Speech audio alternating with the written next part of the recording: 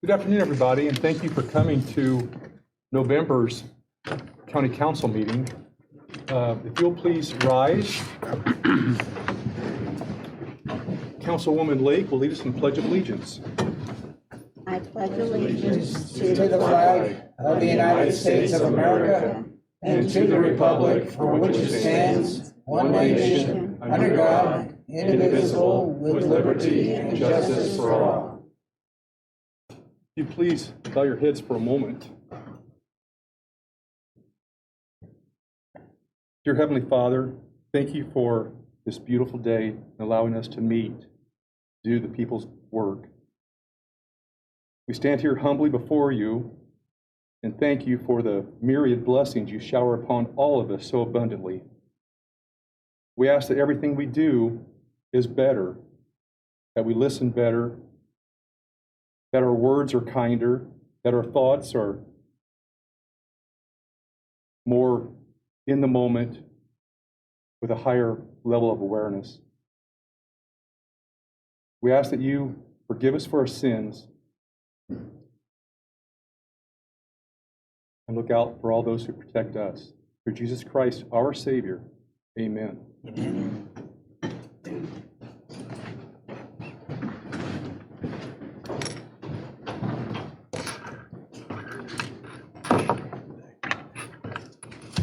Our first order of business will be to approve the minutes for October's meeting.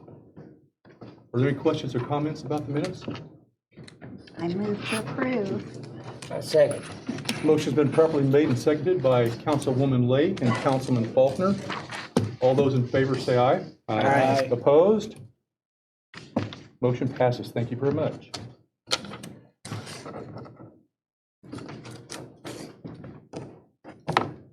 Our next order of business will be to address the additional appropriations.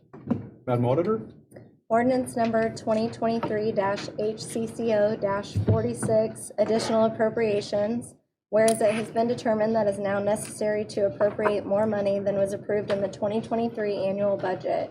Now therefore, be it ordained by the County Council of Howard County, Indiana, that for the expenses of the taxing unit, the following additional sums of money are hereby appropriated out of the funds named and for the purposes specified, subject to the laws governing the same.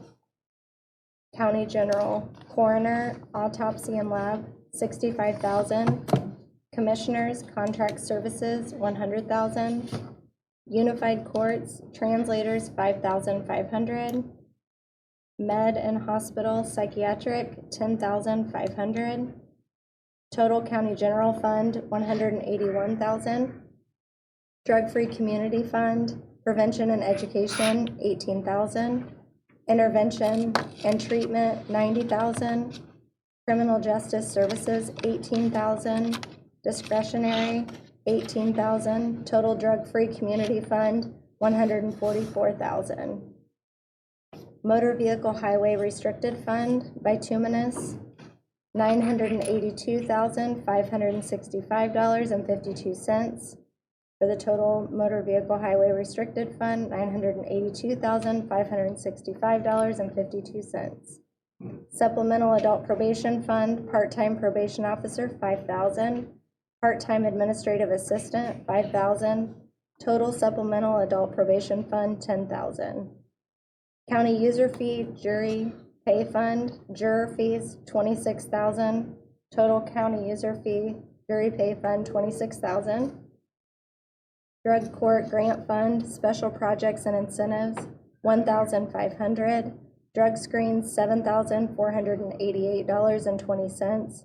Total Drug Court Grant Fund, $8,988.20. Reentry Court Grant Fund, Special Projects and Incentives, $3,892. Drug Screens, $6,400.30. Total Reentry Court Grant Fund, $10,292.30. Total additional appropriations for all funds, $1,362,846.02. Thank you very much. If we could please have Dr. Seeley come to the dais. Dr. Seeley, welcome. How are you doing? I'm running. You know, we've always had a lot of discussion concerning this fund, and we've tried to circumvent having to have this meeting, but this year, unfortunately, it didn't work out that way. And two things have happened. One, we've had some increase in a lot of investigations this last quarter over what we've had in years past. And then the second thing is we had a change in the fee structure. Our person that we were under contract with for autopsies left. And so we had to engage with a different group. It was kind of some of the people that were with that group when Dr. Sozio left. Back, he moved to Mexico. So we got notified as of October 1st, the fees went up for just the basic autopsy from $1,550 to $2,200. I did some immediate checking. The closest thing that I could come to was a group out of Valparaiso, and they were $3,500. So I did do some checking, and there are some other groups, but we have to travel to them. So and the we fees are for an autopsy went from $1,500. $1,550 to $2,200. Okay. But there had not been a fee increase since I had been in. Mm-hmm. Okay. There were And they're done in your facility, right? they travel to us. That is Okay. correct. That is correct. Yeah. Yeah. And that saves us from traveling and having to have, you know, coverage, as well as the law enforcement agencies that would also have to travel out of town. And when we do go to, for instance, our options would have been Fort Wayne or Indianapolis, and so we'd have to provide the transportation back and forth, and then we are also secondary to everything that those counties have. So we might have to wait additional days. So it just does not work for our system here. And again, it's still at $2,200 versus the closest thing around in the traveling was $35. And that was a group out of Valparaiso. So I've asked for an additional $65,000 to get us through the end of the year. As of right now, just so you know, I just turned in another, just before this meeting, I filed 2 claims for 2 cases that was done yesterday, and so my fund is at negative $20,504, and we were positive at the time I turned this in. So that's really how sorry. fast it goes. I'm really sorry to hear that. Yeah, we've had quite a rash of things go on this last 6 weeks. Yeah. The 2,200, that includes their travel here, right? I mean, that's their total 22. cost. No, we haven't even got Or to that. We're not even 2,200. talking about that. We're talking about the autopsy fund, the 65. Yeah, but you said they come and do the autopsy here. Yes, that is correct. Okay, and does this cover their travel here as well? Yeah, It we don't. covers Yeah, it's just everything. a flat 2,200. But now we have to pay for lab work, you know, and histology and those type of things. But that is a case-by-case basis. Okay. Yeah, but the Okay. lab work goes to a toxicology lab, and that can, if it's overdose cases, then the state of Indiana is now covering that charge with a contract that they've done with Access Labs in Indianapolis. If it is any other thing that it goes to a different lab, and then that runs us about $250 on top of. But that's, you know, some cases we just do toxicology and not autopsy too. Yeah. So it varies from time to time. I'm sorry, I thought you were talking about the transfer of funds, which was a $2,200 figure. No, because I was thinking without the Okay, travel, that's what. you are saving, I mean, it's a bigger savings since you're not paying for travel anywhere. Right, Well, yeah. right. Yeah. Yeah, well, that and then just the additional coverage for manpower and the transferring of we'd have to have another vehicle to do that and the manpower to do it, as well as keep the county covered, so. Sounds like a good option here. You're right. Are there any questions or comments? So I'm not looking for too much detail here, but is there such a thing as different scopes of autopsy? In other words, one might be more complex than others, Absolutely. and therefore the fees would be different. So is this like a basic, and then there would be, if you will, a more elaborate autopsy? Right, or- and that's, some of these other counties break it down to that. Is since we do everything with this group, they just stay right at the So $2,200, they whether give it's you a a flat complex rate. homicide case or a medical case that needed to be covered, they stay the same. If we were going to Fort Wayne, they've got different tiers, so if we were looking at a criminal homicide case, though, we would probably pay anywhere from $500 to $1,000 more on top of their normal fee. Okay, Yeah, Thank so you. where this group does not do that, since they solely do ours. and the same with the new group now? The one Yes. that's at 2,200? Right, that is correct. Thank you. Any other questions or comments for Dr. Seeley? Thank you for Thank you. coming in. Appreciate it. I made a mistake and I passed over Mr. Pruitt from the drug-free Howard County. Mr. Pruitt, I'm terribly sorry. That's okay, things happen. Thank you for coming in. Absolutely. Yes. So we're just looking to receive approval to spend the $144,000 that's been deposited into our account. Can you share with us how you're doing? How's the department doing? Doing well, we spent all the money you guys allotted us. We spent all $75,000 in grants and had more grants, more requests than we had funds, which we always do. So we zeroed that out and doing real well. Even to a lot of organizations in the community doing substance abuse work. Now, is that what you do?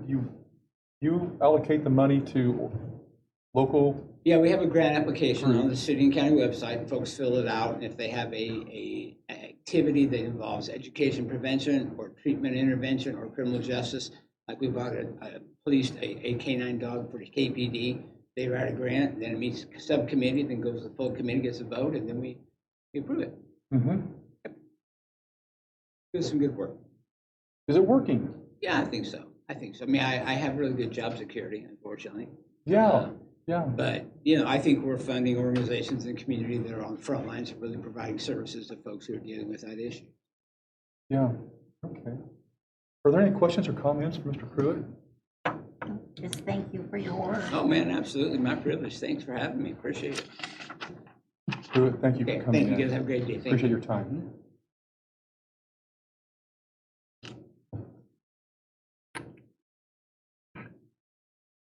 We can get Commissioner Bray, please.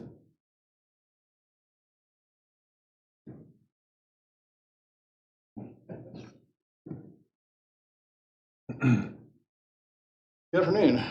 Good First of all, I afternoon. apologize. I came from work and I have to go back to work, so kind of getting this in the middle here. We like working people. Do what? We like working people. Well, okay, well, Yes. I'm kind of halfway working. I'm down to half a week, so we'll see how Yeah. that works out.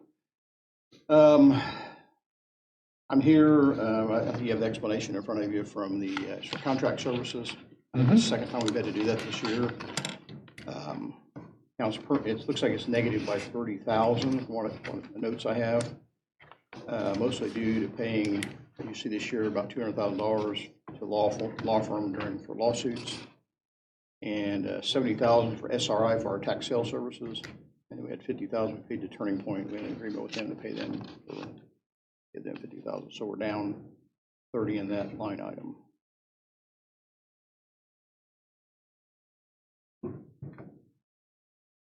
How much is that to Turning Point? How much is that, you said? I think we're asking for 100 to be moved, but I think we're 30 less now. But I think the reason we're down is because of having to pay those things, the 200 for the law firm for the lawsuits, Mm-hmm. and 70 to the SRI for tax sale service, Mm-hmm. and then 50,000 Turning Point Thank you. support their endeavors.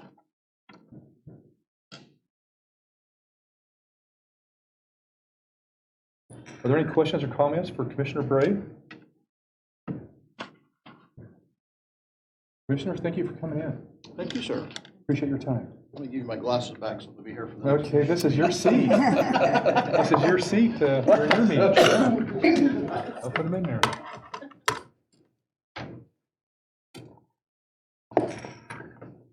Okay. We can have Judge Elkin, please.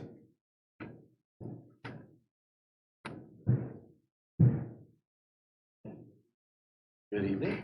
Judge, thanks for coming in. Thank you. As far as the 4 different requests that I'm going to go through, we'll start off with the one that you have listed as number 1, the County General Fund Unified Courts.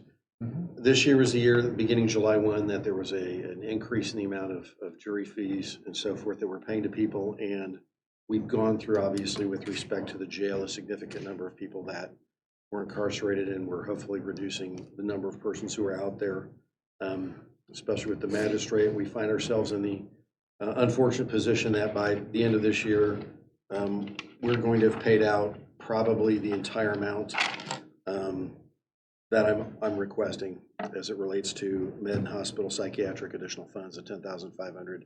I know we're already in the negatives because we just received bills today that are over $2,500 regarding psyche values or psyche values for people who are at the jail. The other problem we run into is translators. In the last 18 months, the way we do translators changed. You used to be able to, if you had somebody who was local who was certified, you could call them, they would come down, usually Spanish.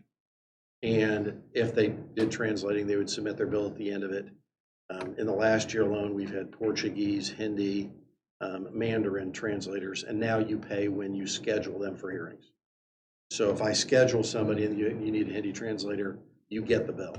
So if the hearing is lifted and it has to be redone, you still have to pay out for that translator. So it's going to get a little bit worse, and I'll make the joke that the influence that our county is going to be getting with the battery plant and so forth, we'll have other people. We have Koreans that will be coming in and so forth, and there'll be a need for additional translations or translators for various problems that occur there. Not all the translators are obviously used in criminal court. They happen a lot of times with divorce cases, or even we've had a case where there was a Vietnamese individual suing an English-speaking individual, so we had to have a Vietnamese translator to do the trial. So that's, I suspect in the next 36 months, that will probably increase more for the year, but in order to make it through the year, we'll be down about the $5,500, so that's why we're asking for that. One moment, please. Can the audience hear what he's saying? Everybody can hear him okay? Must be me. Please continue. Okay, well, just as it relates to those, that's why we're asking for additional funds for the Unified Fund. Okay. In those two, we have the county user fee, the jury pay fund. There's where the jury fees, at least through the end of this year, hit us. With the increase in fees, I think we would have made it if the state didn't up the amount that we were paying individual jurors. We did not make that, but that's why we have a jury fund. Monies get paid into that. We don't dip into it usually ever. There's about $43,000 that are in that fund statically right now, and I'm asking for $26,000 of that to be moved over. I know that we had a jury trial in our court just last week. There's one going on right now in Superior Court 4. We expect another one before the end of December, and I think there's going to be 2 others. So we may pour through almost all of that if it's moved over and approved, but it's not asking for additional money out of the county's pocket, so to speak. It's monies that have already been there because of it's been paid into that fund.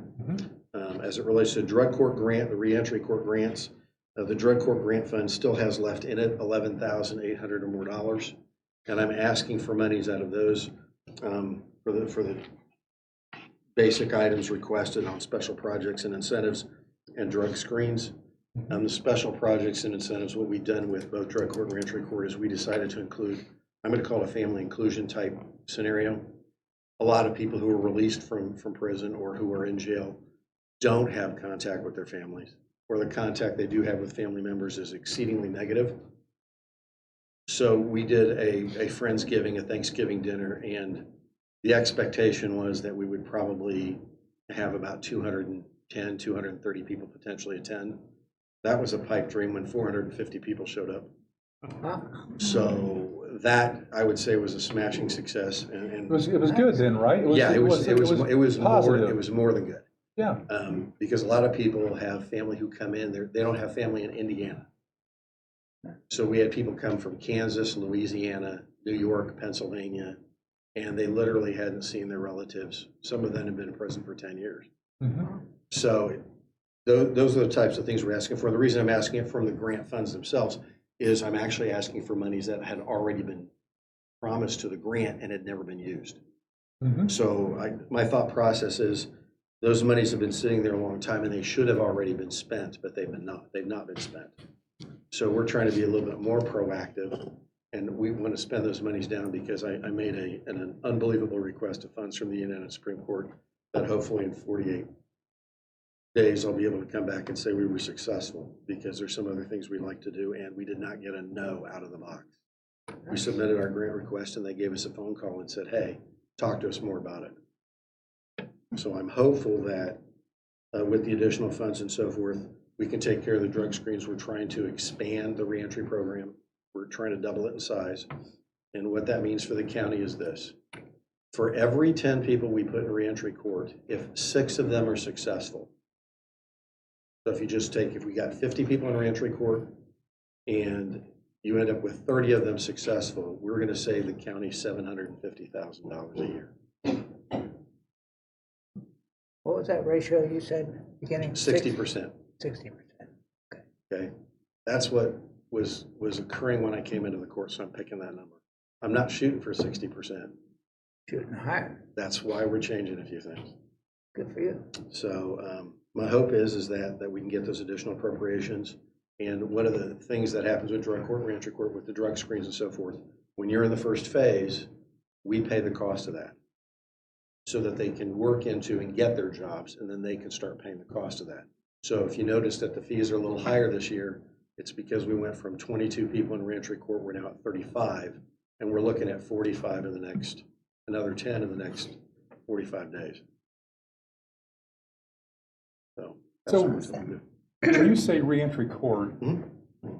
somebody comes before your court, you give them a drug test, what's the goal here? They don't go to jail, you give them what? Reentry court is the reverse of that. That means that they've already gone through their trial or they've been convicted and we've sentenced them. So you may have somebody who's received 15 years, you may have had somebody who's received 35 years. And the program is set up, there's an idea in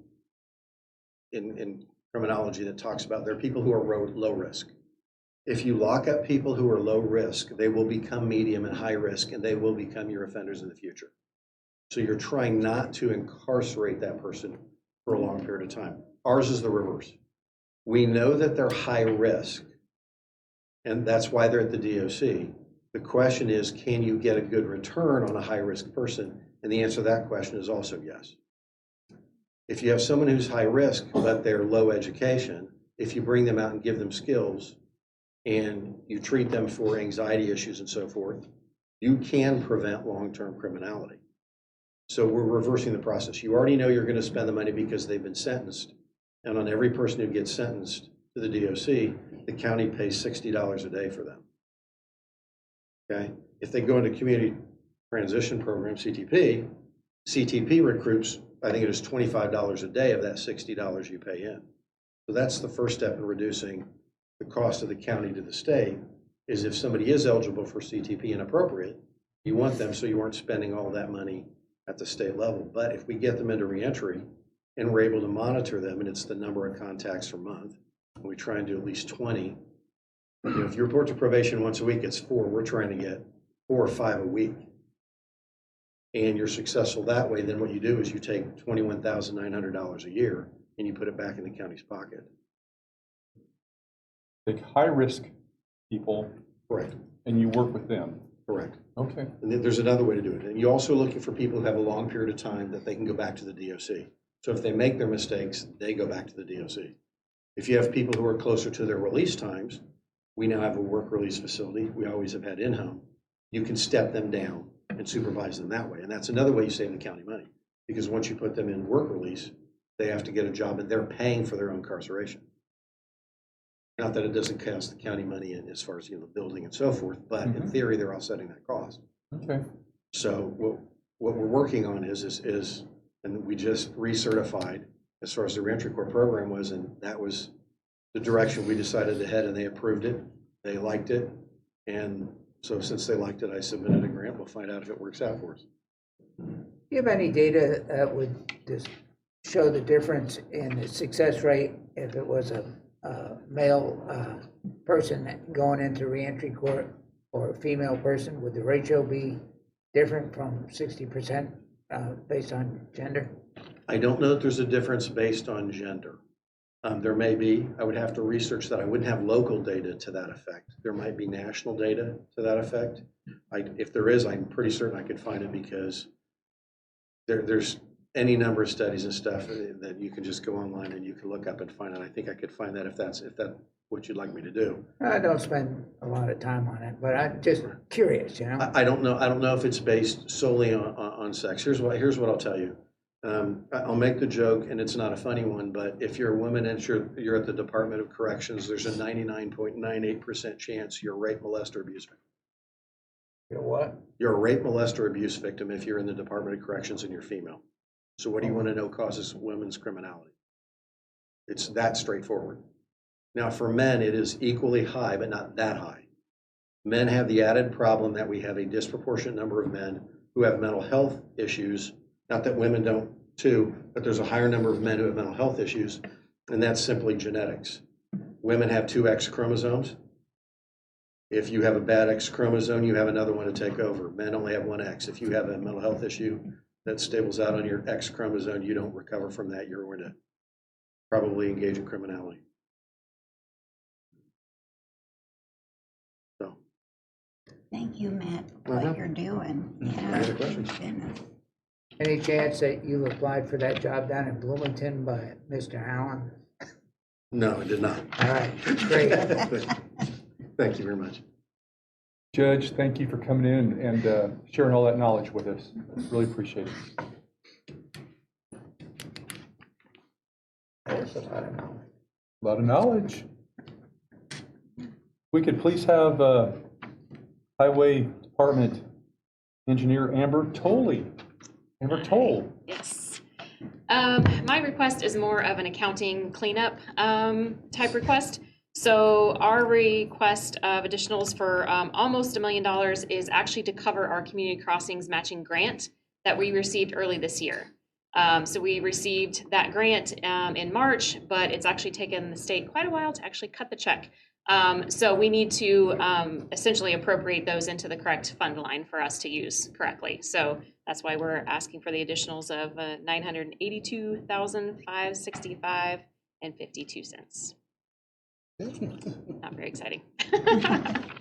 So, Any questions or comments? Was that the amount of the grant? yes, Yes, it was what we were exactly. awarded. Right, Yes. Right, thank Yep. you. Okay. Thanks. Thank you very much. Appreciate you coming in. And our last one for additional appropriations will be Probation Department Head Dustin DeLong. Good afternoon.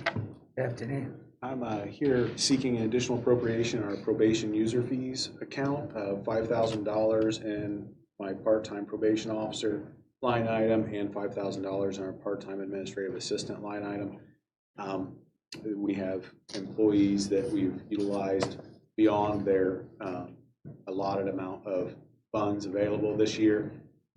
Some of that's due to short staff, some of that's because we've had additional reports ordered.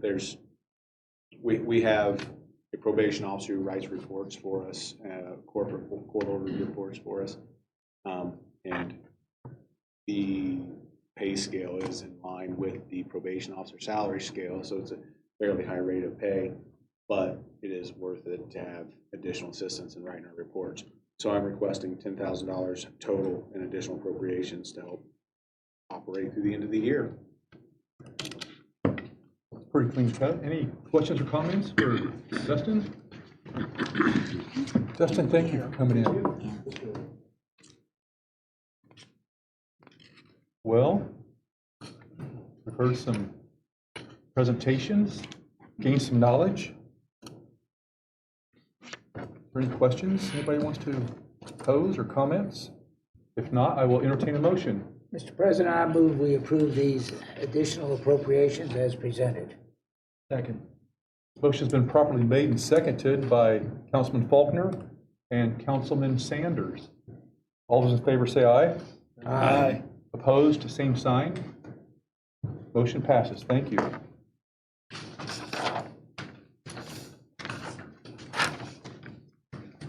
Next order of business will be transfers.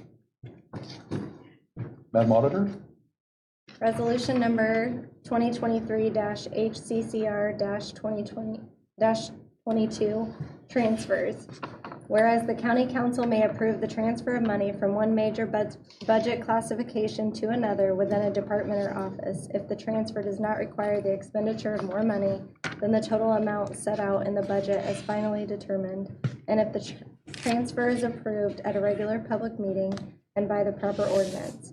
Be it resolved by the County Council of Howard County that is desired and deemed necessary that the following transfers be made within the accounts of the designated funds as set out below.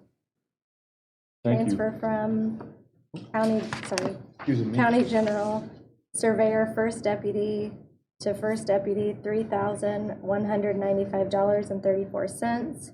Coroner travel and training to part-time, $1,300.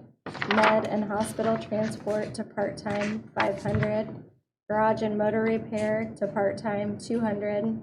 Equipment repair to part-time, $200.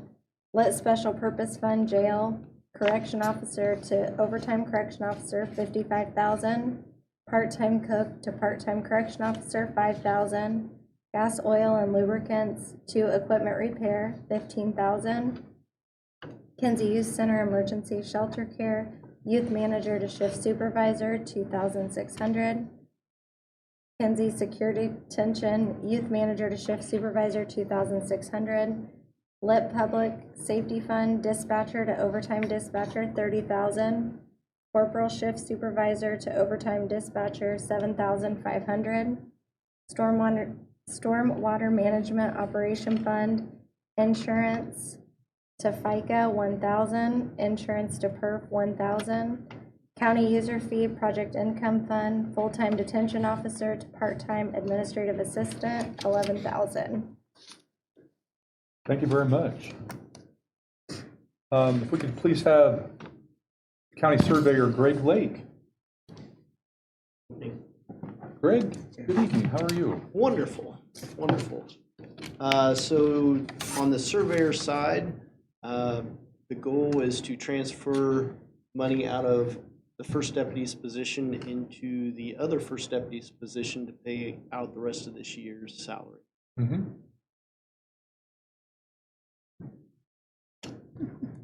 You want me to cover stormwater while I'm here? Or? Yeah, please. Okay, so stormwater, when I calculated the PERF and FICA, I did it to the penny, I believe, and we needed a little bit more to cover what I have missed there. So that's the reason for those transfers out of insurance. Okay. How's it going in the surveyor's office? There's been quite a change. There has been quite a change in the office.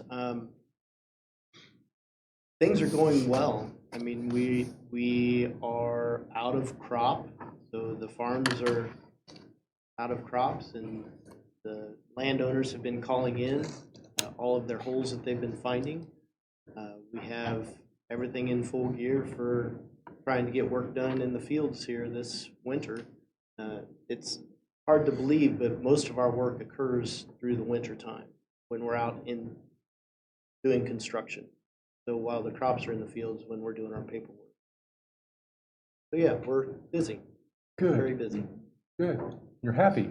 Absolutely. Everything's good? Everything's good. Okay. Any questions or comments for Surveyor Lake? Thank you. Thank you for coming in.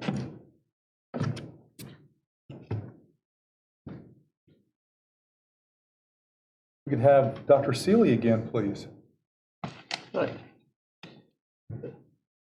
We've done this kind of at the end of every year just to tidy up the end of my part-time funding. And if you'll notice, the $1,300 from travel training that is paid for the deputies to travel and go to the training that's required by the state of Indiana on some of this. And so it kind of lays in that fund. I've already paid them out of the part-time, so it's kind of replacing that. And then I just kind of go through the funds, and whatever residual I have, I kind of move over just to have a safety net. It's not the intention to spend this $2,200. I just don't know what I'm going to need. And right now, we're right on track with the money that we moved from the chief deputy's position to cover the hours that they're covering. And we've been right on track with that. That has worked. There's been a couple of pay periods that we've bounced over and some we've been under. We have 2 pay periods left after this week. And if everything stays status quo, we'll be okay. But this gives me the little bit on the end just in case. Okay. Okay. Any questions or comments for Dr. Seeley? Good job. Thank you, Steve. Thank you. Sheriff Asher, Well, good afternoon. How are we doing? good afternoon. Afternoon. We need to do some transfers, basically to cover some overtime, still a few short in the jail. Christina's been working pretty hard on getting some folks in for some interviews and testing. I know we had one person this afternoon do some testing. So we still have money left over in correctional line items, so we're trying to move that $55,000 from correctional officer to correctional officer overtime.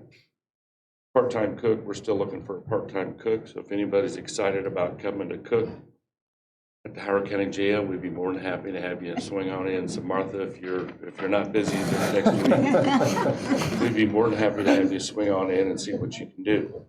It's good food. It's good. I think it's good food. I've been eating for 30 years, so I don't know what that means, but yes, I've never met a cookie that I didn't like. Part-time cook to part-time correctional officer, that's $5,000. We have a little money in gas, oil, and lubricants left over in the lit fund, and we need to put $15,000 in the equipment repair. We've had a lot of equipment go down this year, so we needed to get $15,000 switched over to some equipment repair. Okay.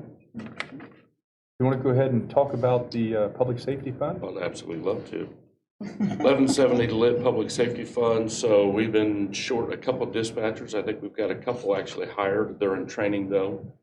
We've got 2 out on sick leave at the moment, so that does hinder us a little bit as well. So we've got some money left over in dispatcher.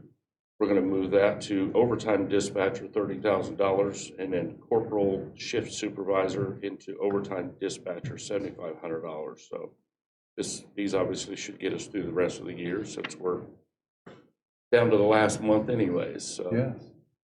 As you look over the horizon for your staff and the deployment level of correctional officers and dispatch, how you feeling?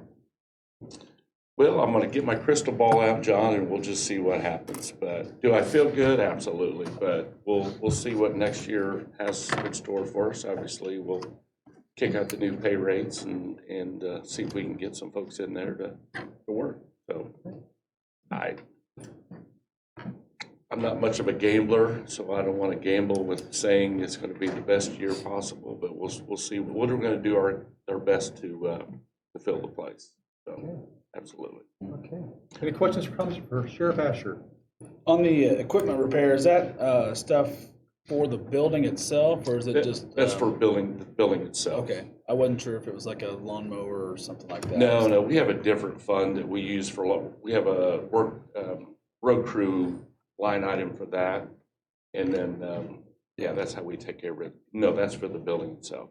We seem to think that between Christina and I was thinking it was some doors over on the jail side is what I believe it is. So yeah, just needed to switch some money out of gas, oil, and lube. And What's the situation on the heat pumps that we've heard about? that's a darn good question. I could not, I know Monday at the next commission meeting, I know Bill Stonestreet's going to be here to talk about the heat pumps, but no, we're nowhere closer than what we were before. comes to that. So we had a So cold night last night. Is there any I think noticeable everybody was. differences or anything like that? or- I did not hear of any kind of noticeable differences. I bet you it was cold. It generally is. So we've got some, especially on some of the corner rooms we have are particularly cold. So anytime it gets cold like that, we usually give an extra blanket to try to help out in those scenarios. So, but right now, I've not heard any different that the heat pumps did not work last night. So So, I was over in the jail yesterday. We had some architects come through the jail, wanted to take a jail tour. So we were extensively through the jail. That wasn't quite as chilly yesterday as it was today. I did not make it to the jail today. part-time cook, is that, are skills more important or is availability more important?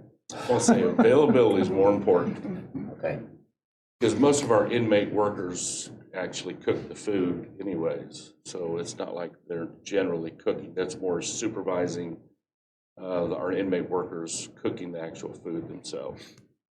Oh, yeah. So Frank, we'd be more than I thought it was Martha was maybe going to come, but Frank, if you're interested, or Peggy, either way, we'll take either Good of cook. them. I know. Well, I'm not, so. Oh, okay, we'll take Peggy then. Thank you. Thank you, Sheriff. Appreciate you coming in.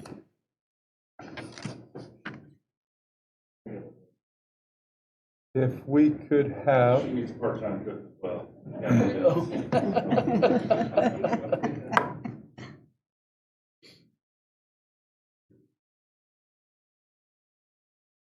Kathy Cates Collison, thank you for coming in. Thank you. Kinsey Center. Yes. Hello, everyone. This is simple. We talked about this extensively during budget hearings. This has always been a tough line item for us, which is our shift supervisors. And basically, we want to transfer money from the two accounts. We operate with two accounts, one for emergency shelter care and one for secure detention. We want to simply transfer $5,200 equally from those accounts to our shift youth manager, from those line items to our shift supervisor line item to cover their salaries for the rest of the year. Pretty simple. Pretty clean cut. straightforward. Yep. Now ask me about our heat. No. Yeah, what about your Hopefully heat you fix it pumps? for 24. We had one go down. Did you really? Yeah. So How is it out there in the building? it's cold in that area. Okay. Generally, it's like he said, it's cool Mhm. because they struggle to keep up. My maintenance tech has been working on them a lot in the last 2 weeks, spending a lot of time. We have one that is not operational at all right now. That's It's in your our heating, intake your area. heat pumps? How many do you have that are operational? I mean, what's, We have one that's down. uh-huh. We have one area that's open to the weather right now because of a electrical closet that has to have some extensive work done to it due to leaks. And so the heat pumps are working, but that area is cold because it's been open all, for 8 hours today. And then we have a heat pump in our intake area that has gone down that is going to need repair, and it's not working in that area was at 60 degrees when I left. So it is what it is. Just any comfort concerning the heat pumps. I thought I may have shared this with you earlier this summer, but they're in the process of phasing out the refrigerants that they're currently using. Yes. And we're in the last year of production for that refrigerant. I think it's R410A. Might be R407C. It's tonight. Or 410A. But they're phasing that out. And if we buy the heat pumps for the jail and for the Kinsey Center right now, we're getting them in the last year of production, and then they start phasing out the availability of the refrigerant dramatically, and under best conditions, we might not be able to buy that refrigerant when the units are only halfway through their life cycle. Correct. And the whole industry is in flux right now. It's very similar to the fossil fuel battery thing, they're in flux there too, and they're just kind of trying to find their footing. We spoke to the manufacturers of Train, which is what the units you have and the jail has, and also to some distributors locally, tried to find out what they're thinking about the availability of the newer units. And there's no hard answer that we can rest our feet on about the availability. They're going to come out with some new units in 2025. They're not sure if it's going to be in the spring or in the fall, but it seems like for the best interest of the county, it's better to wait a year and to keep putting Band-Aids on our existing heat pumps until we get with the new refrigerants that are going to be available for the lifespan of these units. So maybe we can get our money's worth out of them. And then there's a negative thing to that too, and that we might be buying these things in their first year of production, and that's a negative thing because, well, are all the bugs worked out of them? Well, we trust they are. Well, we don't know. But we're kind of, and the whole country, really the world, I think Europe's ahead of us on this. But the whole country's in flux. There's no hard answers. There's no one's got the magic wand on this. And we're trying just to get through it until we can see it more clear. My advantage is I have a maintenance tech that's certified in the chemicals, so it's quite helpful to us because he can work on them himself. Yeah, that's good. So I'm pleased that we sent him for that. Yeah. Okay. Any questions or comments? Good job, Kathy. Thank you. Appreciate it. Thank you for coming in. No problem. Appreciate it. Oh, And our last one will be Dustin DeLong, probation. Bless you. Thank you. Good afternoon again. I'm here to request a transfer from our full-time detention officer line item in our project income to our part-time reception data line item, again in our project income. The full-time detention officer positions, we have 17 full-time detention officer positions. We have struggled to maintain those throughout the year. We rarely have them all filled at one time, which has left us with a little bit of balance in that account, and we can use that money over there in our part-time reception and data position. So that's my request. Any questions or comments for Dustin? Thank you for coming in, Dustin. Well, we have heard all the requests for transfers. I will entertain a motion. Move to approve the transfers as requested. Second. Motion's been properly made and seconded by Councilman Alexander and Councilwoman Lake.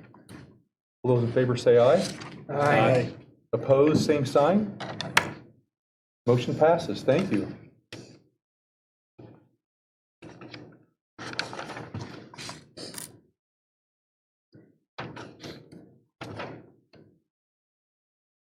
Next order of business will be salary ordinance amendments. Ordinance number 2023-HCCO-47, salary ordinance amendments. An ordinance amending and increasing staffing and salary authorization to be paid county employees for the calendar year effective January 1, 2023 through December 31st, 2023, as originally approved for the year 2023, except where otherwise noted. Be it ordained by the Council of Howard County, Indiana, that for the said fiscal year, the following salary amendments are approved as the additional changes to the basic salary ordinance for the same fiscal year. Necessary personal services appropriations have been approved previously to support the required expenditure of necessary funds. County General Surveyor, First Deputy, $3,195.34. First Deputy reduction, $3,195.34. Lit Special Purpose Fund, Jail, Correction Officer reduction, $55,000. Part-time cook reduction, $5,000. Part-time correction officer, $5,000. Overtime correction officer, $55,000.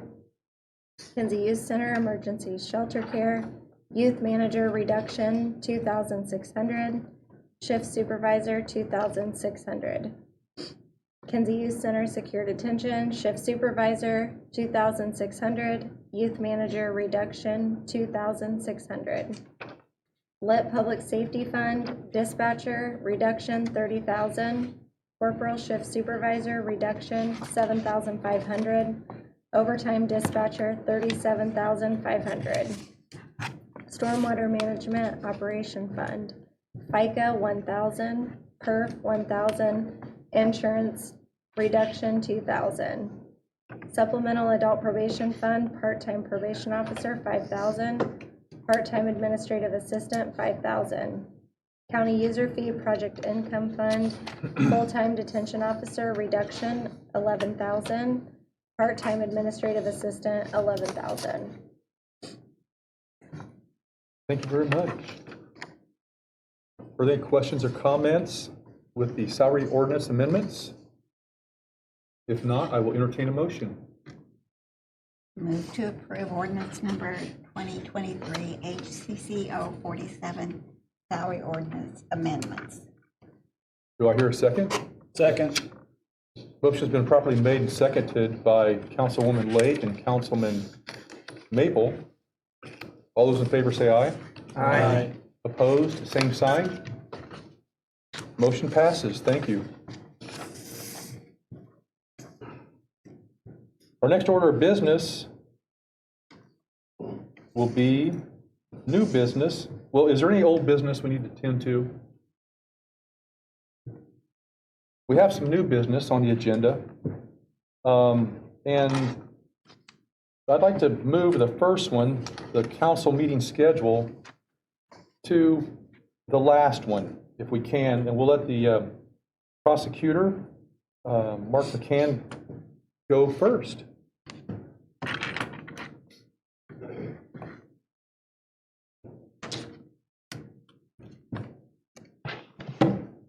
Good afternoon. Good afternoon. Afternoon, Mark. Thanks for coming in. Hey, no problem.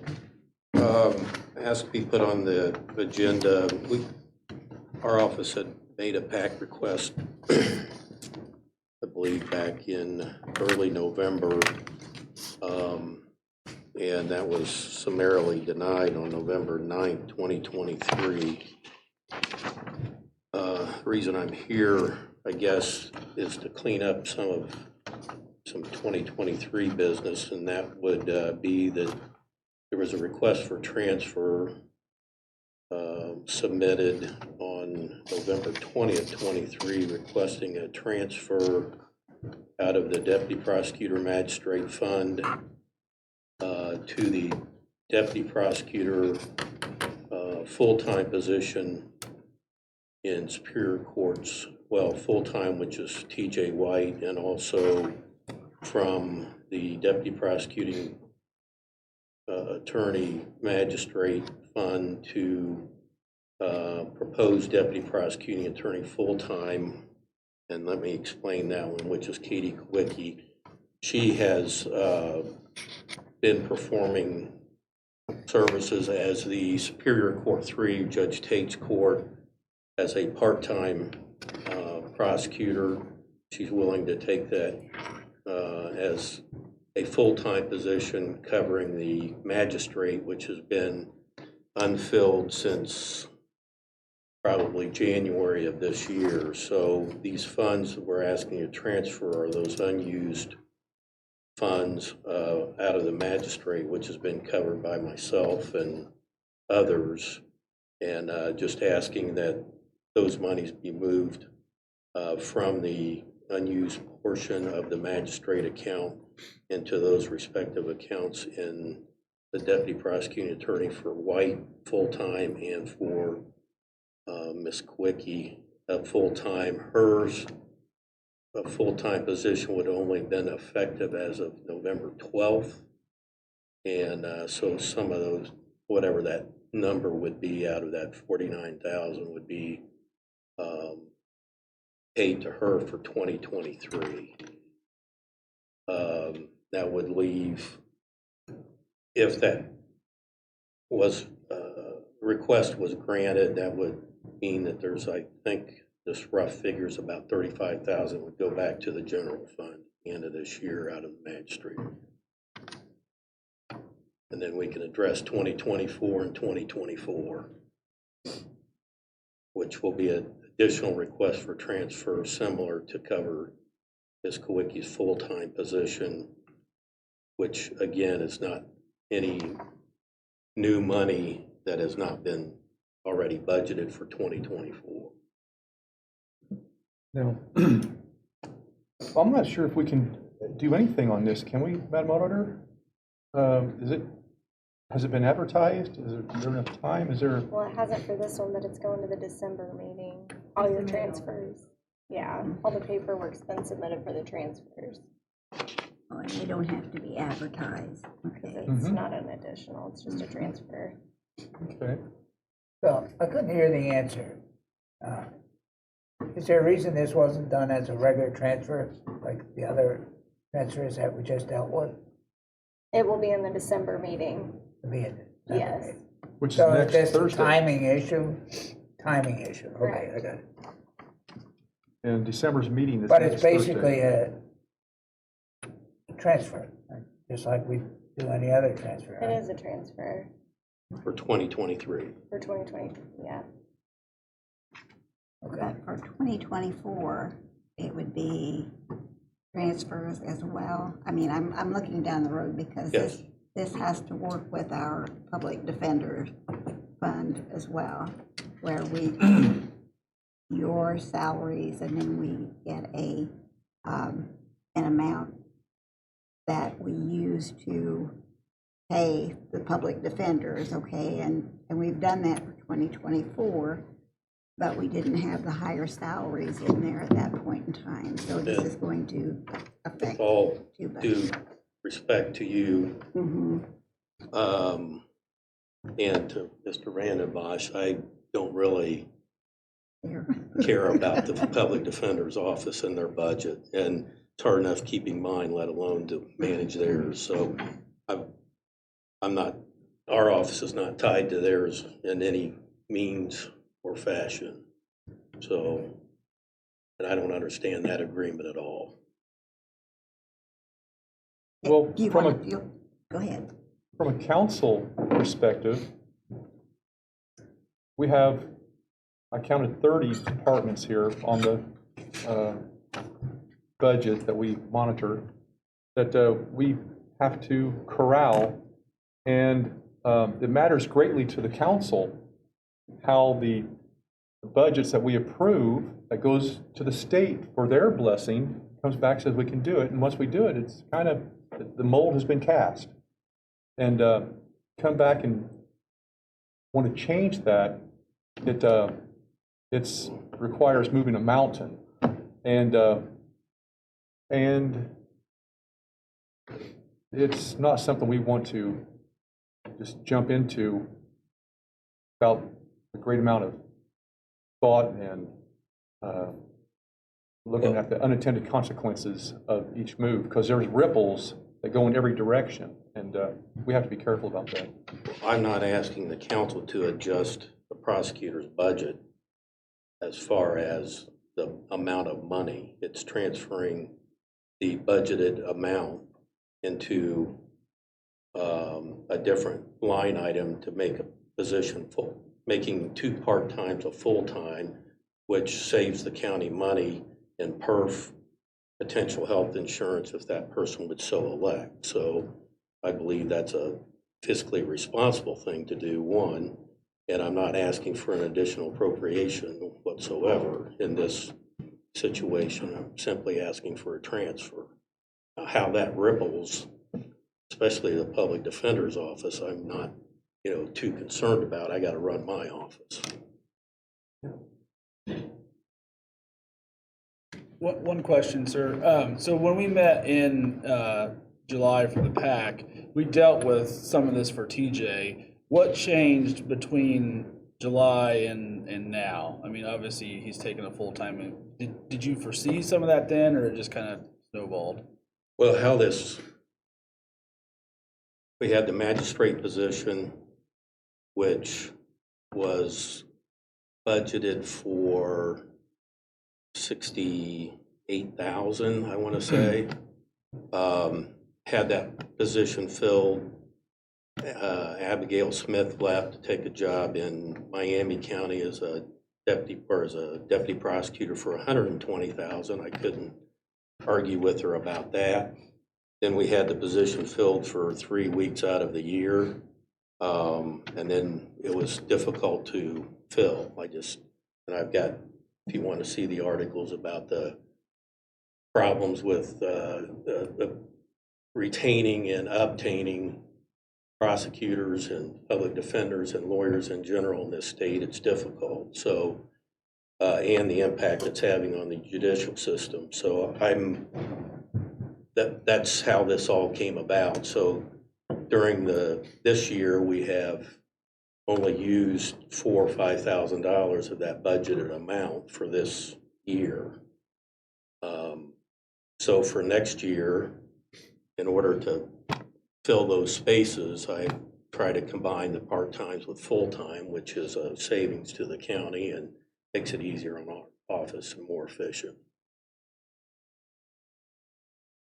And it's getting attractive enough if you have, someone at $110,000 a year becomes somewhat more attractive. Part-time or public defenders have the luxury of being considered full-time, but can continue an outside practice, have opportunity for outside income. As a full-time prosecutor with that label, under the statute, you have to dedicate all of your time as a full-time prosecutor. You cannot, have another office, private practice. Are you losing your employees to the public defender's office? No. No, okay, that was a rumor I heard. Yeah, I heard that today myself. I think one, unless I don't know something, Andy, you can pluck another one from our, okay. We have one that left and then went back to public defenders doing appeals, but no, we've usually lost them to higher paying positions. Okay. So as it stands right now, we have you on the agenda for next week for some transfers to cover the difference in pay between the two part-time prosecuting attorneys that have, since November 12th, moved up to full-time. Is that correct? One, yes. One. Okay. And that transfer, so that's next week? Thursday. Okay. Yeah. Well, the reason, again, was just to, hopefully this has helped, or maybe it hasn't, but to explain this, so when this comes before on the request for transfer next week, that give you some background. And then in the new year, there'll be a similar request for transfer for 2024, which would be again, just simplest terms, combining two part-times into one full-time, with no additional appropriation for salary, which I think was the hiccup, and the budget's been set, and modifying salaries, but that's not the intention here nor the request.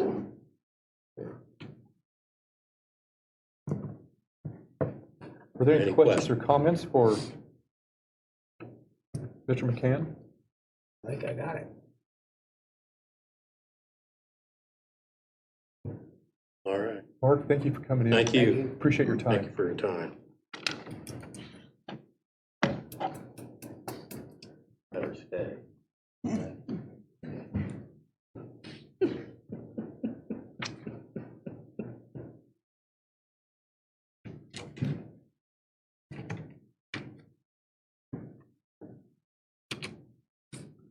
Good evening. Amanda Bosch, thank you for coming in. How are you doing? Very well, thank you. And you are to give us your quarterly report, the public defender's office? Correct. copy for each of you. Thank you. This will be some good bedtime reading.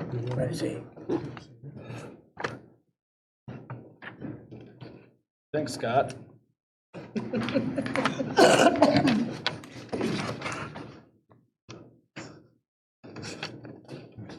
that one. Yes, I do. Thank you, Sandy.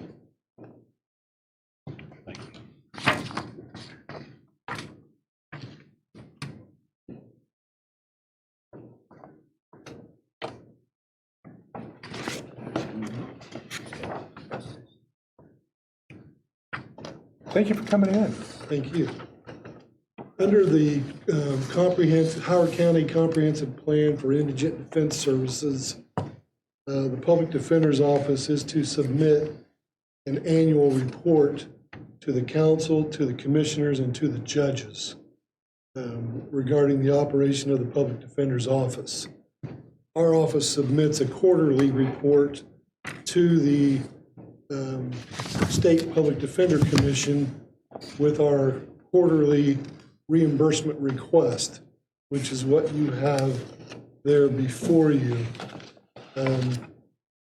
So we thought this would be a good opportunity for us to provide the commissioners and the council with a copy of our quarterly reports and a report on the operation of the office on a quarterly basis as opposed to once a year, to keep you apprised of what's going on at the Public Defender's Office, keep you informed of any legislative changes or any trends that impact our office, hopefully to provide you a better understanding of the operation of the office and some advance notice when we think there may be impacts that will affect the county. So we are starting here with this third quarter request and hope to present a report at the following each quarter. So I've included the reimbursement request for you to take a look at. And then we've attached to the back of that request, there is a spreadsheet that Mr. Comfort prepares, and I get one of these almost every day updated that will outline the caseloads for each individual attorney by case and volume, so you'll have an understanding of how the cases are broke down, at least with respect to ones that are assigned a public defender. The third quarter report contains our request to the state for reimbursement on pages 1 and 2. And we are seeking 40% reimbursement this third quarter of $178,639.49.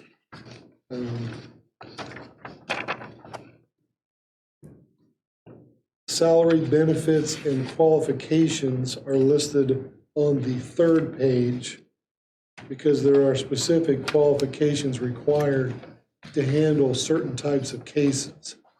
And then there's a breakdown there that shows the qualifications for each individual attorney. Pages 4 through 8 are a spreadsheet of the individual attorney caseloads over the last 4 quarterly periods, identified by volume and case type, including each individual attorney's current and quarterly compliance totals. And Mr. Comfort has volunteered to do an additional presentation to you if you would like, which will help to clarify that spreadsheet so you can understand exactly what you're looking at there it's a little bit, Is there a legend to this to help us understand all the acronyms? well, that's why I think Mr. Comfort's volunteered to maybe come and make a presentation and kind of outline what you're looking at, so you'll have a more complete understanding on the caseload spreadsheets. Can you take a quick question on the front Sure. page? So is there a reason for why you're asking for 40% reimbursement as opposed to some other number? Because that's all the state will give us. That's the max. At this time or for the year? Well, 40% of each quarter Each quarter. of our expenses, it's really our total expenses short of specific identified non-reimbursable expenses, such as the misdemeanor attorneys' salaries and the work that the administrative assistant does on those cases cannot be included in it's not reimbursable. So asking for 40% is asking for the max that you can ask for. Correct. Okay, thank you. How often do they grant you all of this that you turn in for? Do they look at it and say, that doesn't qualify? Only if we are out of compliance will they'll send out a 90-day letter and require that we provide an explanation to them of how we will get back into compliance.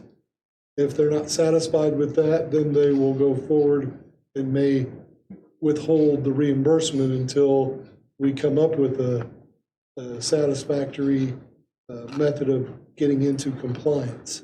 Which we think we're in compliance until maybe next week, so. Well, I think we're good with the Public Defender's Office, at least through the end of this year. We are out of compliance with respect to our CHIN's attorneys, but we have an explanation and we have a cure when we came in and asked that those two positions take an 80% caseload instead of a 70% caseload. That will cure that non-compliance. We are getting a significant number of appeals here this last quarter. Right now, we are still in compliance, but if that were to continue through the last 7 weeks of the year, then we may run into some compliance issues. We do have a second attorney that does appeals, and I have been assigning them some appeals to try to avoid the primary appellate attorney from going out of compliance. But that's really, I think, one of the main functions that I'm performing at the PD office is keeping us in compliance so that we can get those reimbursements from the state. And it puts me in the awkward position of sometimes coming here and, like I had to do last year, and ask for significant raises, but I'm between a rock and a hard place, and I'm just trying to keep us in compliance to keep the reimbursements coming. So just one other quick question. From the time that you submit this to when you actually get the money from the state, approximately how long is that? Is it a week? Is it a day? I think it takes a little month? longer than that. Maybe Scott can.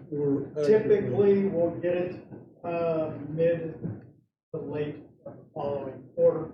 We'll get those monies. So that $178,000 we should receive into the auditor's office somewhere. Quarter ahead. So it could be in January. Actually, we'll probably get those monies. Because what will happen is the Public Defender Commission meets. They review these requests, and whenever they meet, typically it will be that request was due in the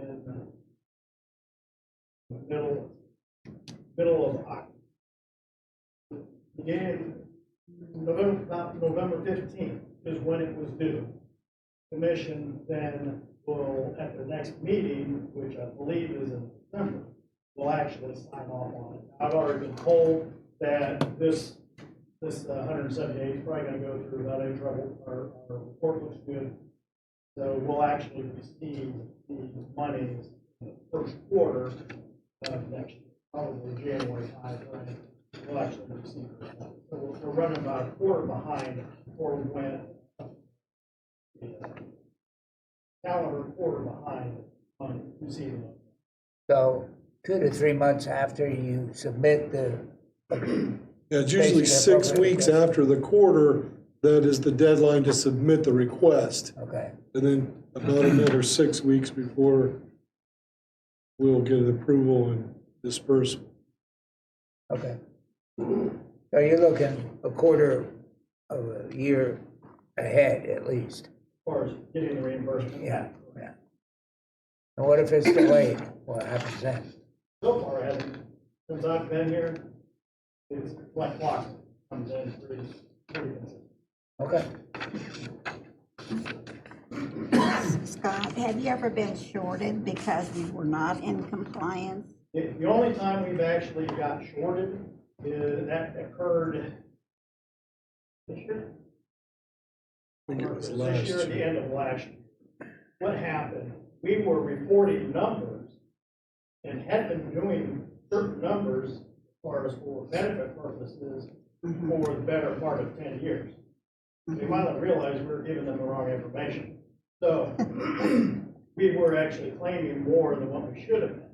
So what they chose to do was say, okay, we're only going to step back, I think it was 3 quarters, and say, all right, we're going to dock you X number of dollars from your current quarterly reimbursement just for those 3 quarters. They said, we're going to let you keep the rest of it.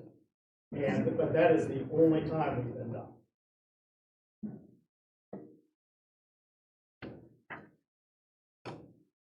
So,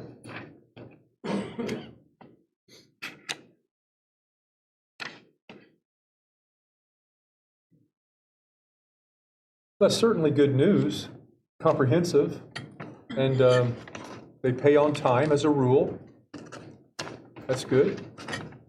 And they are still pushing, didn't get passed this year, but they're still pushing to get reimbursement for misdemeanors. So we'll see if they have any success with that next year. What percentage of your cases are misdemeanors of your staff? Well, this quarter, yeah, we had, Down at the bottom, it's actually 50%. Middle page at the bottom.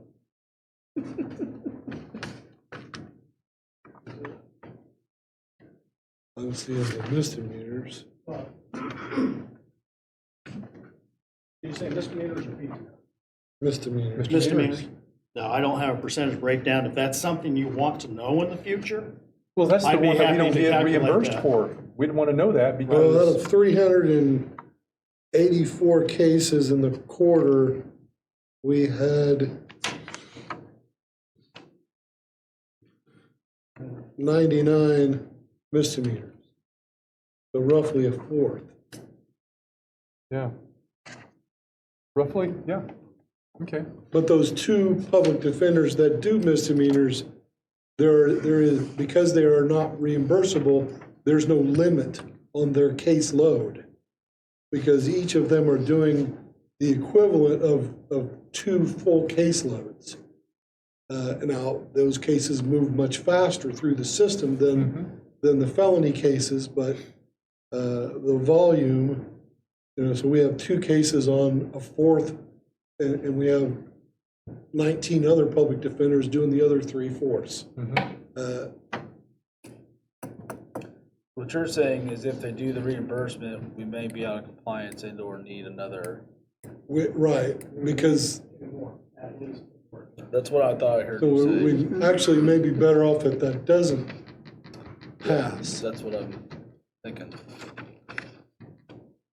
But on the other hand, the one thing it does give us the flexibility, if they are reimbursed, those misdemeanors potentially, if we need to keep staffing down, let's say, because realistically, we probably need 2.5 to 3 additional attorneys. So, but if it's reimburse those misdemeanors potentially could be given to felony attorneys without affecting their fee. Whereas right now, if a felony attorney is given a misdemeanor case, that actually knocks some of their reimbursement on a percentage. So, as an example, this is not realistic, but let's say they had 2 cases for the quarter that were felony, and they were given 1 misdemeanor additional. That's going to then be 1/3 of their reimbursement. Their reimbursement, so 1/3 of their salary would not get reimbursed. How the hell? That's why it was so critical that we get 2 misdemeanor public defenders, because if we went to assigning all of those cases to the felony attorneys, every one they got assigned would reduce the amount of their reimbursement. So it would be like a double hit on that. So, Andy, Ben here, I like your first page. This really shows what you've done for the quarter. And that 35,000, the little 35,768.93 is the non-reimbursable expenditures. And does that include the misdemeanor? Yes, Okay. the salaries for the misdemeanor attorneys and a Okay. percentage of the salary of the assistant that was providing some services Okay, for them. it's a good picture. Thank you. Typically, we calculate about 10% of the time that the administrative assistant performs given to misdemeanor. So anytime administrative assistant touches a misdemeanor case, whether it's just processing the work of conflicts, that type of thing, Okay, about 10% of that administrative assistant's time is considered for misdemeanor. So 10% of that person's salary is not. okay.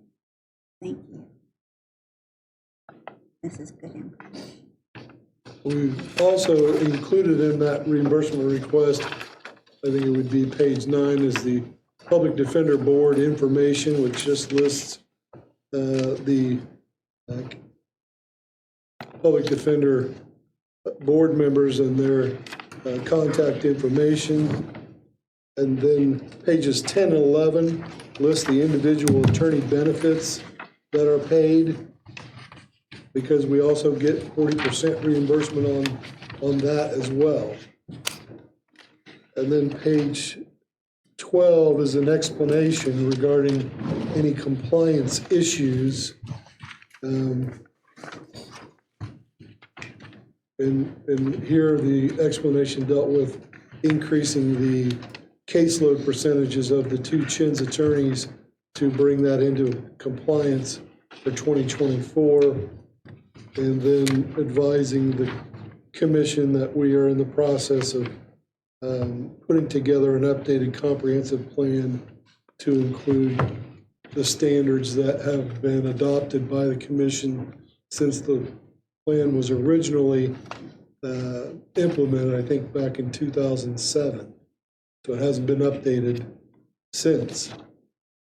And then following that is the other spreadsheet that Mr. Comfort prepared, which breaks down the cases by case level, case type, and the number of cases.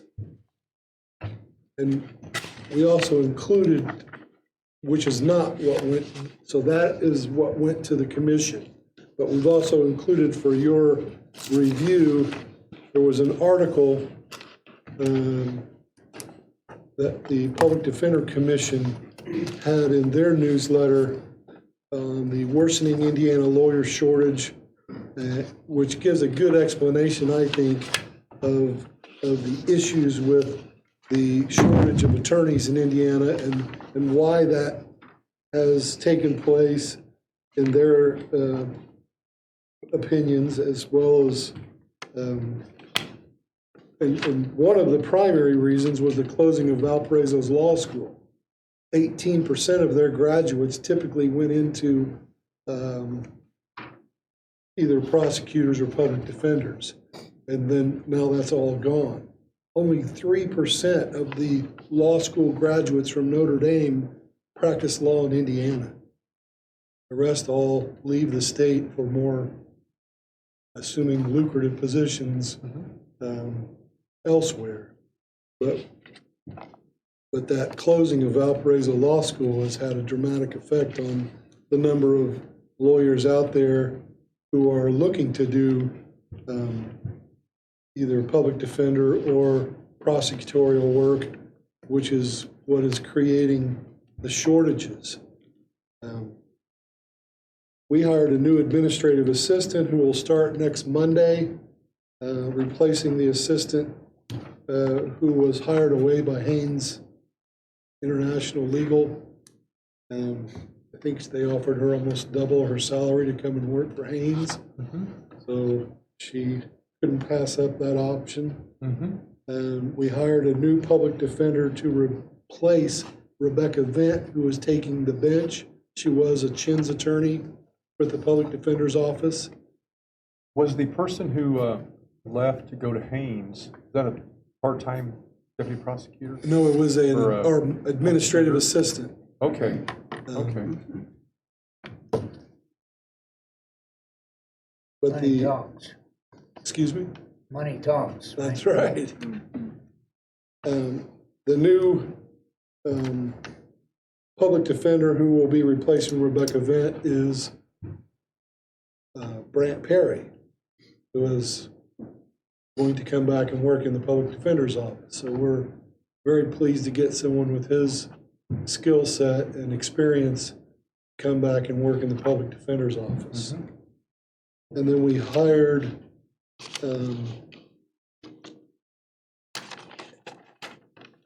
a second investigator, which will actually begin in January, which is Jake Wiley, who was who's currently employed with the Sheriff's Department working security at the courthouse, but he has some law enforcement experience, which is what we were looking for in someone to do that investigator position. And so we're glad to have him on board as our second investigator. Our office has been extremely fortunate over the last 4 or 5 years in bringing in my opinion, some of the most capable and competent attorneys in this area that were available. Attorneys like Whitney Beck, Jason Pickett, Weston Nicholson, Blake Dahl, Eric Gregorski, Braden Dean, Paul Koschel, not only capable and competent attorneys, but in my opinion, very conscientious attorneys who do a good job. And I think they make a real asset to the community and to our office. And I'm proud at this point to say that our public defender's office, I think, is working as efficiently and as effectively as we possibly can, given the circumstances before us. Concerns going forward. The only real concerns I have are if we lose any of the public defenders we have, replacing them is becoming more and more difficult because you can't just hire someone out of law school. They have to be qualified. They have to have had so many jury trials and so much experience, so many years of practice before they can handle the major felony cases. Now, we may be able to move someone up and start them in the misdemeanor court or in the Chins court that doesn't require as much prior experience. They can go and get the training they need and be able to start.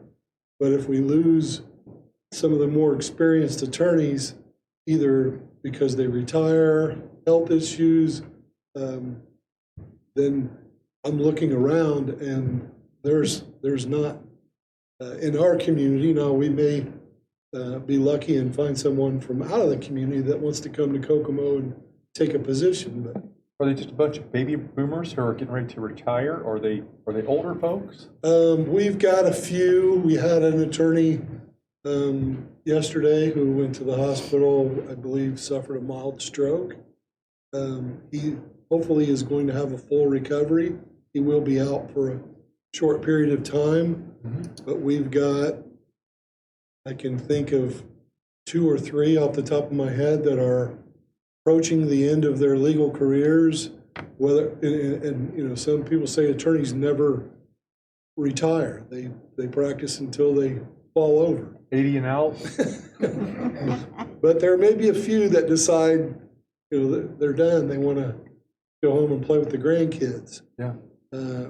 So that's just one of the concerns I have going forward is there's a very limited number of qualified, capable attorneys, at least now practicing in Howard County, that aren't already a prosecutor, a public defender, or involved in some other capacity that would conflict them out from working in the public defender's office. But as it stands today, we're fully staffed. We will be fully staffed for 2024, and everything's going smoothly. Just keep my fingers crossed that we don't run into any problems or multiple. If we were to lose 2 or 3, that would be really tough. I just kind of wanted to give you a presentation, a quick summary. We'll be glad to come back and provide a session if you'd like to go through in more detail a breakdown of that spreadsheet so you know exactly what you're looking at. Right now, it includes the 2023 caseload under the current guidelines, as well as a different bracket that on the very end of that page, the very far right, you'll see there's different numbers in those last 2 columns. One is for 2023, and this far right column shows what the numbers will be. Well, no, I think I did that backwards. The outside column is 2023, but the first column to the left will be under the new caseload standards, what it will be for 2024. And actually, some of the caseload issues that we have now are resolved by the fact that there are different numbers in 24 that don't create a compliance problem. So we're looking ahead constantly to make sure we're going to be able to comply with what's coming up. And right now, we're in a good position. On your spreadsheet here, you have a lot of acronyms. Could you please tell me what LWOP stands for? Life without the possibility of parole. We don't get too many of those cases. Luckily, right? Correct.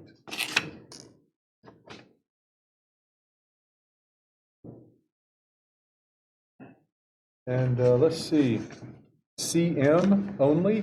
That's criminal misdemeanors.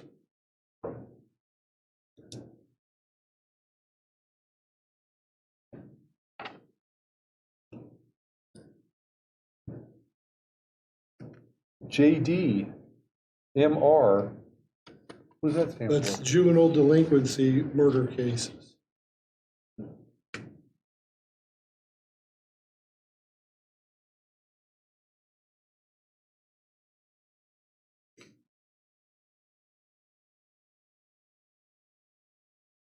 This is just a standard spreadsheet that covers every circumstance Right. that might go to court. Each category, and going forward in 2024, most of those categories carry a different weight towards fulfilling your caseload percentage for a full-time equivalent. It used to be level 5 and below, all the way up to murder, were the same weight. But they've changed that for 2024 because it wasn't, in their opinion, and I certainly agree, a murder case and a level 5 felony case are not the same apple. And if you're giving the same weight, so they've increased the weight for the higher, decreased a little bit the weight for the lower. They left the level 6s the same. And they've kind of adjusted. So it's, we put the numbers in the spreadsheet, and the program will tell us what the values are based on the type of case and the number of cases that each public defender is assigned.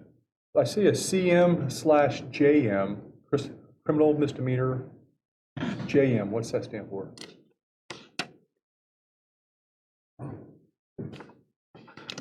JD, CM, JM. If I, juvenile misdemeanors. Okay. We need around here more TLAs and FLAs. How about TPRs? That's termination of parental rights.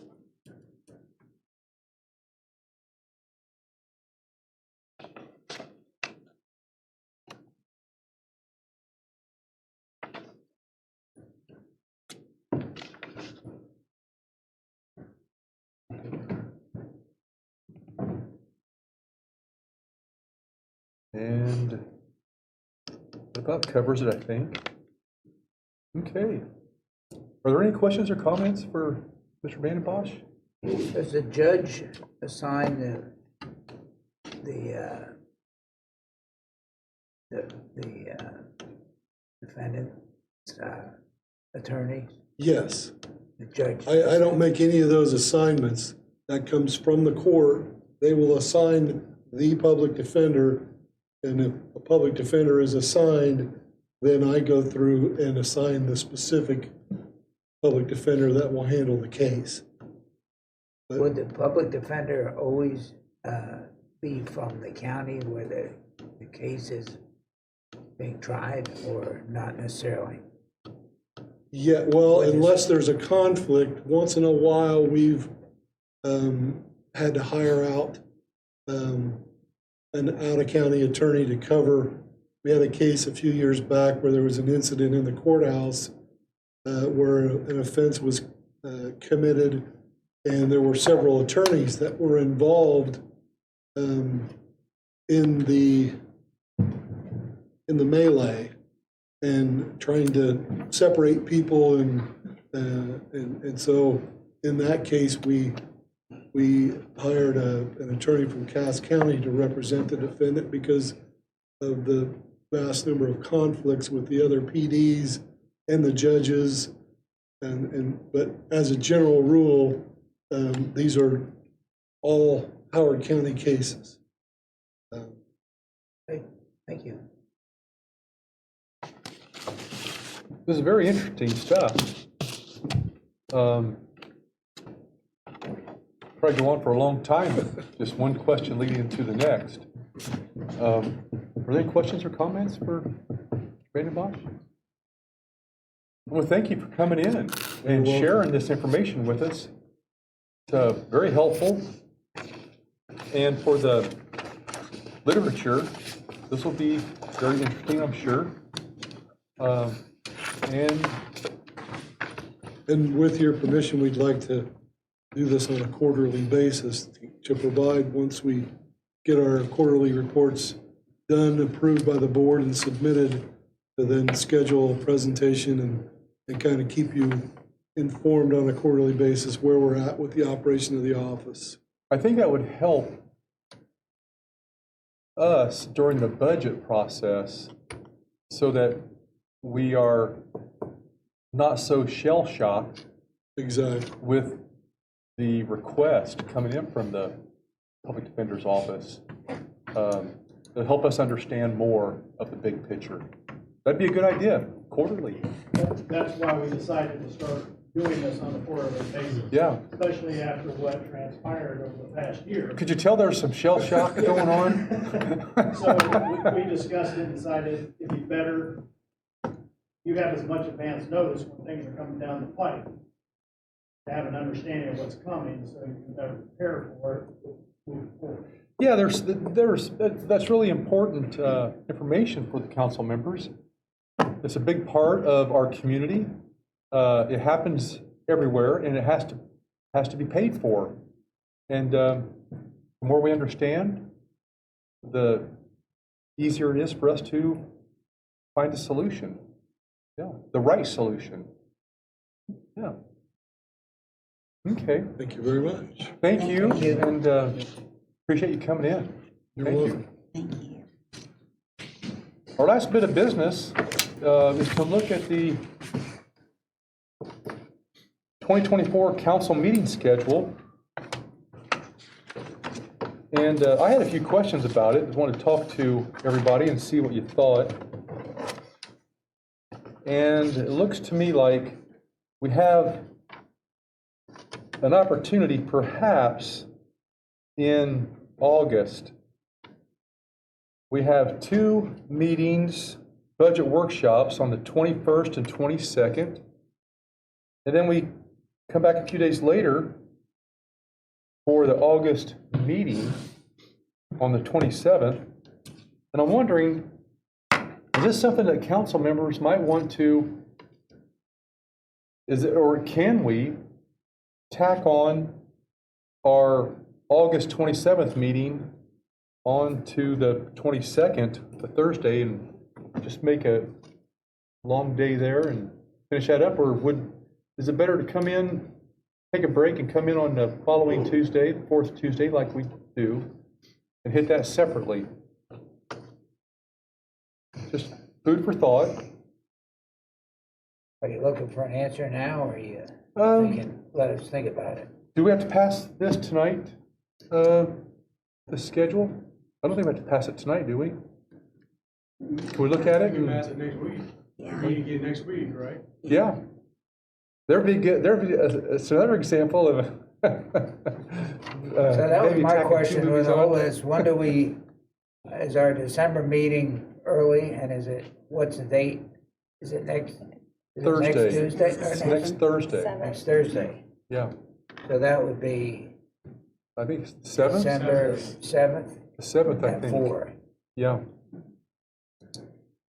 And I don't know how much workload we have scheduled for that. There's quite a bit. Quite a bit. December's usually a pretty big one. It's amazing how much can add up in a week. Yes. It's been Okay. adding up all year, yeah. Well, something else to look at, let's see. I was wondering about, on this schedule for 2024, the budget and tax levy adoption on Thursday, October 10th. It's about a 10-minute meeting, it seems like. I'm wondering if we can bring that to the 22nd of October. Is there a time restraint or a In reason the why we have past, to? we've done that. This is the first year we did that separately. If you recall, the reason why we did that for do our budgeting minutes, we have to constantly switch back and forth, and it also affects our agenda, like we have to open, close, and then reopen Mhm. if you combine it. That's why we separated it. I don't know about the minutes part, but the opening and closing part, that's just a matter of saying, and that's not a problem. Is it a problem if they're doing it with the minutes altogether? I mean, for our office, definitely take a little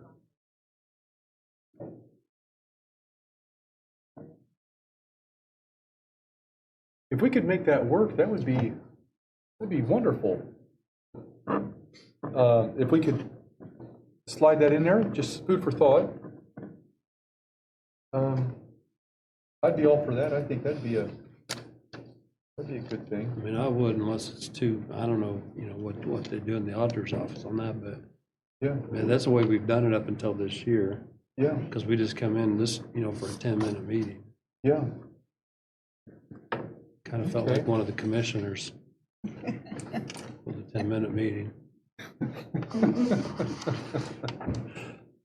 Okay, well, we can address this. You guys can think about it over the next week, and we can address this at our December's meeting, if that's okay with everybody.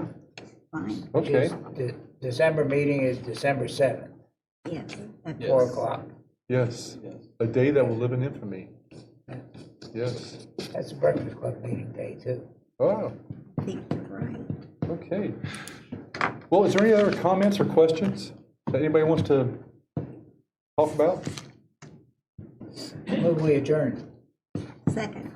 Motion's been properly made and seconded by Councilman Faulkner and Councilwoman Lake. All those in favor say aye. Aye. Opposed? Same sign.